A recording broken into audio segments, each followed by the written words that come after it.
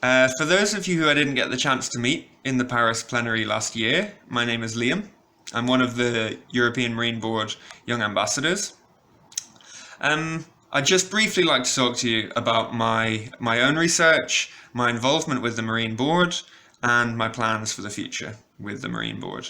So I'm a PhD student in Newcastle University, and my research, it's on the intersection between coral reef ecology, demography or population dynamics, and thermal biology. And specifically, this leads to tackling questions about coral adapting to climate change. And information in this area will be critical for restoration activities which are planned.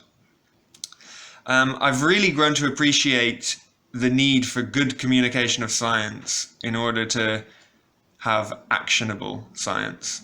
And this has led to my involvement with Marine Board. And through this involvement, I've learned a lot about the intersection between science and policy and the science policy landscape. And I've been trying to share this knowledge in various different events to talk about what the Marine Board do, including the British Ecological Society meeting last year. But looking forwards, I'm quite excited about the new Coastal Resilience working group, which is part of the Marine Board.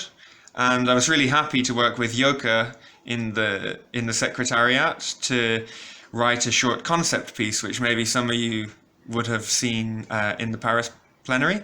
So I'm quite interested to monitor how the development of this working group goes, and looking forward to being involved in that in the future.